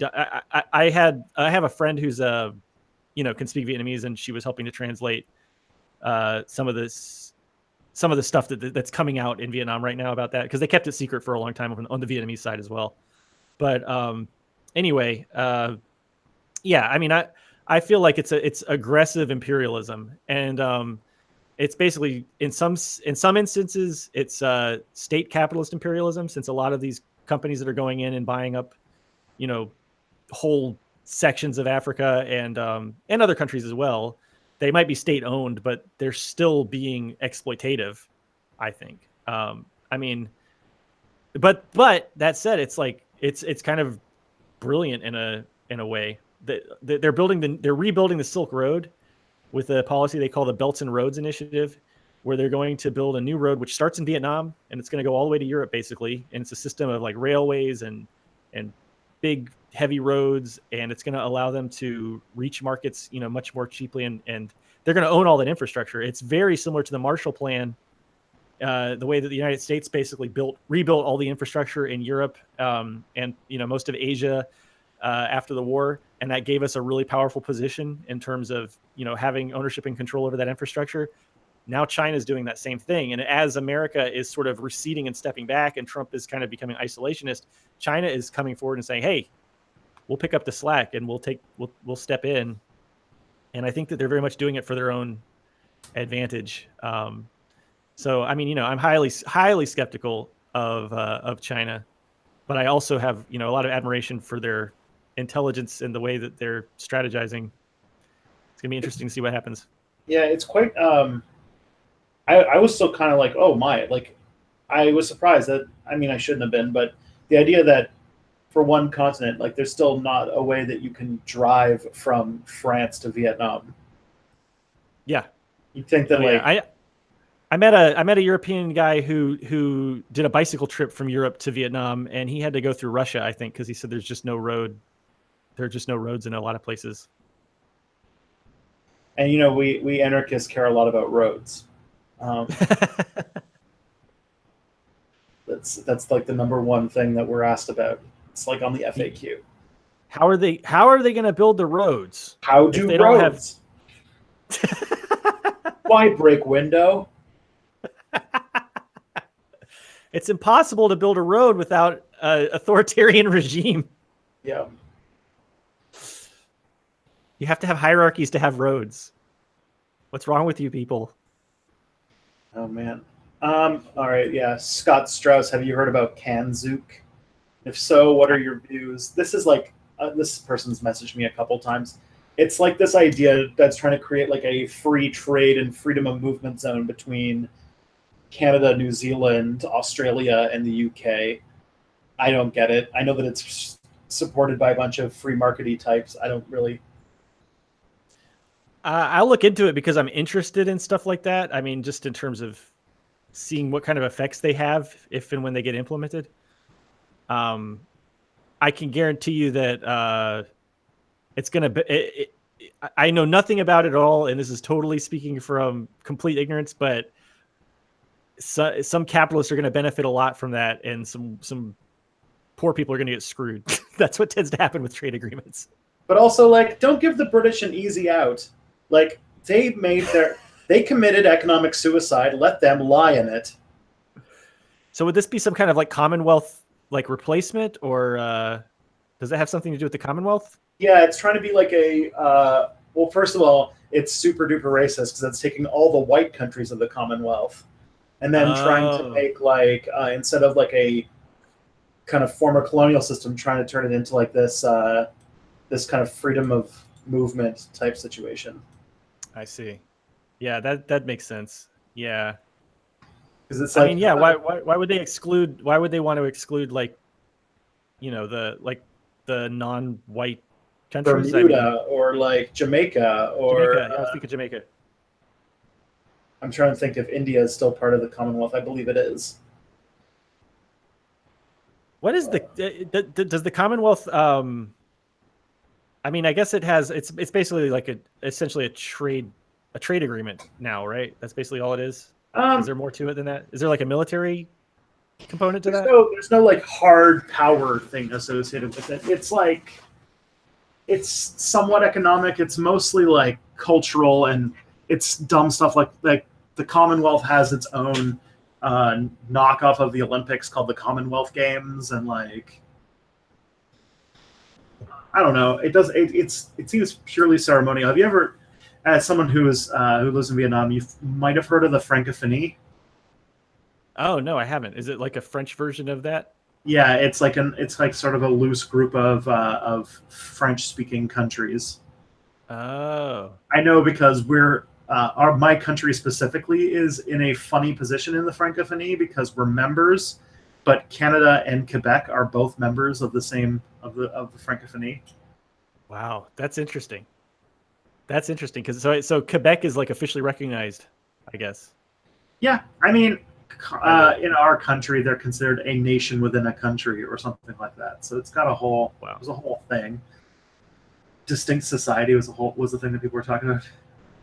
That's yeah. I definitely don't know enough about that to touch it. I just saw Canadian Bacon and I thought it was funny when they made him spray paint the profanity in French as well as English on the truck. That was a funny scene.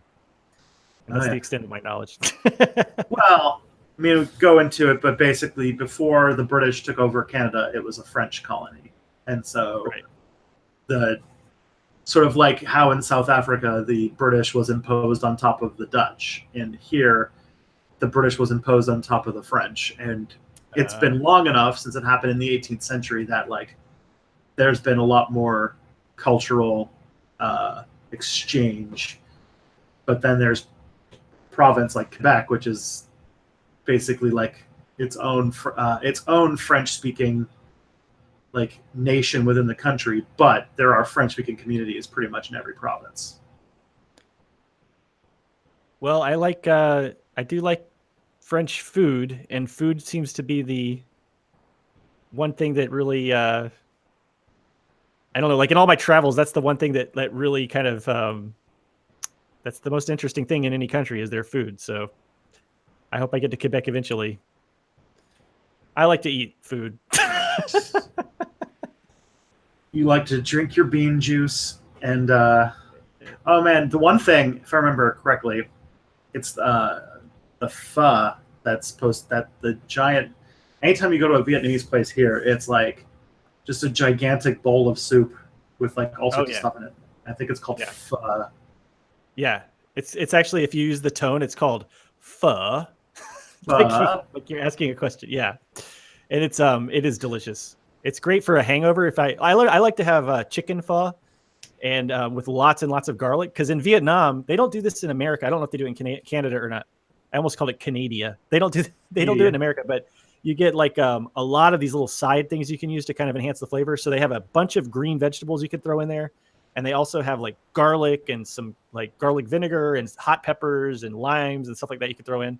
So when I'm like really hungover, I'll go down and I'll get a bowl of chicken pho and I will just drown it in garlic, and it usually makes me feel a lot better. It's a great remedy.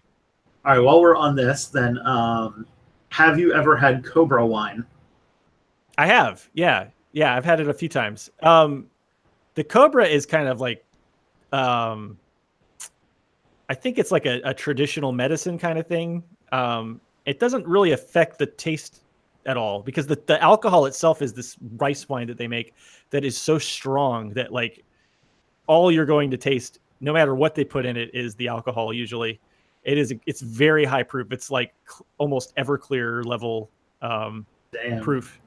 It's very strong. And I have gotten very drunk on that before and don't remember what happened, but yeah, you can't really taste the snake or anything, but it's a little like, it's striking to see that, like this big pickled snake staring at you while there are a bunch of t-shirt that says I ate the cobra. Yeah, exactly. I asked them if they eat the cobra, and they were like, no, we don't eat the cobra. Why would we do that? But they do eat cobra, but they don't eat that cobra. Now, that's what I understand. Cobra. I did, but that was in South Carolina. That was my granddaughter. My papa. My papa would, if he got hold to a snake, we'd eat it. Ate alligator, frogs. I ate frogs in South Carolina. I have an uncle who's there are some Cajun people in South Carolina. There's not a lot, but I have an Uncle Sashro, and I cannot understand anything he says, even though he's presumably speaking English. He's got the thickest Cajun accent. Yeah. He's like, oh, over there, no, well, that's my Uncle Sashro. Oh my! Actually, what's it called? They're kind of cousins of the Quebecois, the French Canadians. Cajuns were refugees from the war where the British conquered Canada. They got sent down to Louisiana, which was a French colony. I can't think of anything except the Kids in the Hall trappers when I think about like the French Canadians. Oh, geez. Have you seen where they're going and they're like killing businessmen for their suits and their canoe? Have you seen that? It's one of the best. You have to see that. I would like to. All right, we have 2 questions left and 7 minutes left of the stream. This thing went by so fast. Oh yeah, yeah, and it's cool because I get to have a whole day afterwards. All right, Glitch42 is asking if you live in the we who live in the United States, should we vote Democrat, third party, or not vote? I mean, I see voting as a very limited practice that everyone should do. It's got a very low barrier to entry. There's no reason not to vote for most people. If you're like really in poverty and you like, you're in a situation where it's very difficult for you to vote, then I would say don't, because it's probably not worth your time if it's really a huge barrier for you. But for most people, it's not a huge barrier. So just go do it, and just vote for the person for the candidate that you think is the best. That's my philosophy. And if you vote third party, that can be good for the third party because it can get them better representation. Like there's a chance. I live in South Carolina, which is an all or nothing state that's totally red. It's going to go Republican no matter what. So it literally doesn't matter who I vote for in terms of who becomes president. My vote has never counted in South Carolina. So I guess it depends a little bit. I guess just be strategically minded, but also ethical, and just go vote for somebody. But don't think that is going to change the world or really do much of anything at all. It can't hurt, and it might help a very, very small amount. So to me, it's worth the time and the effort to do it. But I don't get too caught up on like individuals making that kind of individual choice to vote. What's really more important is to start. I would say get on the local level and meet people in your local area, get involved in your local politics. That's where you can really have a lot of tremendous impact and you can actually see some change. So yeah, for who you vote for the president, I think people take that way too seriously. Whenever it's really kind of a limited scope of what you can change with that decision. But if you can get involved on a local level, you can have your voice can become very deeply, greatly amplified. Yep. I have this year we're having 2 elections, and there's going to be another one next year. But this year, I volunteered and did work for the provincial version of our Social Democratic Party, or whatever you want to call it, whatever sock dem sock it is. But I campaigned for them. I made videos for them, and I canvassed and stuff. And now there's going to be now there's a mayoral election, and I'm on the fence about getting involved because I'm like kind of lukewarm about both candidates, but or I'm lukewarm about one, and the other one is like no thanks. But even so, I mean, I just realized that I'm probably coming off as very America-centric, and given the time that we're streaming it, I don't mean to like. I'm just an American, and I don't know much about politics in other countries, so I apologize if I'm coming off as America-centric. But at least in America, like if you go into a city council meeting with 10 people, they will pay attention to you, and they will notice you, and they will be scared of you, because so few people vote in America in local elections that you have a huge voice there, and you have a lot more potential to actually get involved in the process there. I don't know what it's like in like Canada or other countries specifically, but it's probably similar. I'm guessing. I don't know. I imagine there's something. Except for us, like we have. I mean, my city is unique in that sense because it's got like wards and ward chiefs, and it's a huge city. So yeah, right. No, the one of the big political things is that we just got a new big wet boy as our premier of the province.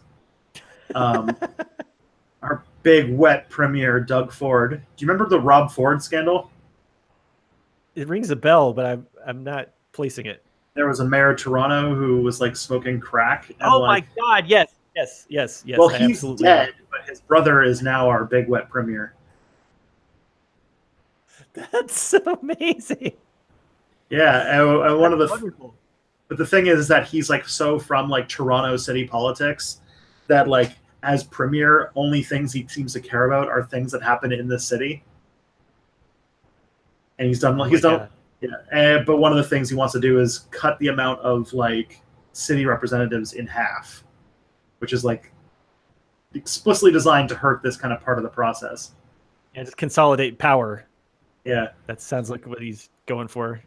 But yeah, there's like a whole thing to add to the voting thing anyway, is that like they say like the whole anarchist line that if voting meant anything, they'd make it illegal, but they kind of are. So like it doesn't do nothing. Yeah. I mean, that's I guess my whole point is that I feel like people waste a lot of energy debating about voting. It's just to me, it's like such a simple thing. It's like, go vote, but don't assume that it's going to do much. It's kind of like, I don't know. It's like if you're worried about your health and it's like, I don't know, maybe if like a doctor prescribes you a vitamin, it's like, just take the vitamin, but don't expect it to like cure your disease. But it can't hurt. It might help. I don't know. It's not a big deal to me, I guess. Right. Maybe that's a little flippant. I don't know. Makes sense.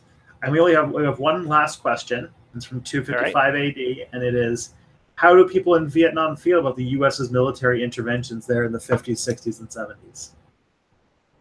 I mean, they would rather we didn't. They're not so fans of it. You didn't. Okay, but there is a huge divide. Like when you talk about Vietnam, there are 3 regions, and there are a lot of regions, but there are 3 major regions. There's the North, the Central, and the South areas. And the South area still has a lot of resentment about, a lot of my Southern Saigonese friends still have resentment about the way that a lot of Saigonese people were treated after the war. And I have talked to Saigonese people who wish that America won, so I'm not going to say that all Vietnamese are like, pro Vietnam. You know what I'm saying? Like there are people who have bad feelings about the current Vietnamese regime. But for the most part, it is understood that that was an imperialistic war. And it's definitely understood for sure that there were a lot of atrocities committed, by the Americans, and that, the whole strategy of bombing Hanoi into the Stone Age and just attritionally trying to, build the body count up as high as possible by killing civilians. Like, the Vietnamese people, North, South, or Central, they're aware that that happened and they're not happy about it. But like I said at the beginning of the podcast, they are not holding a grudge against America or American people. And they want to build a better relationship with the United States for one reason, that they want an ally against China. Their big enemy, their big social and governmental enemy is China, which is kind of ironic because they're supposed to be two communist countries, right? But they're, they both drifted a little far from that mark. But anyway, so yeah, the interesting thing is that the average Vietnamese person on the street wants America to be friends with Vietnam so that we could work together to resist China. That's kind of a funny thing. Alrighty. And we are a little bit over time. So before we go, could you let everybody know where to find your stuff on the internet? Yeah, I always think it's funny when you do kind of a long live stream and the people that come in at the end are like, who the hell is this guy? Yeah, who's this dude? So my name is Emerican Johnson. That's Emerican. And I run a YouTube channel called Non-Compete. That's non-compete.com is my website. Yeah, it's like a leftist anarchist kind of a place to hang out. I have a Discord server. So, and I'm also on Twitter and Mastodon and all those things. So if you want to join the Discord, you can hit me up there and I'll give you a link. And yeah, that's me. That's who I am. Hope you can come check out my channels and give it a like and a subscribe. Yeah, I'm gonna put it in the chat real quick. Before I do that, or while I'm doing that though, I want to say to everybody out there that I want to thank you guys all so much for for coming out today and for being subscribers of Step Back. I do this show that says in the title in appreciation of how great you've all been and coming out and making stuff happen. So I try to get cool people to come and talk, and I don't know. I just wanted to say that I appreciate you guys a lot for coming out here every month and hanging out. So thank you. And thank you, Emerican Johnson, for coming out on the show. I've had a lot of fun. This is really great. You have a good audience with a lot of great questions. So thank you for participating, folks at home, and have a good one. And I'll see you guys next month for the next one of these, but next week for the next stream. Bye.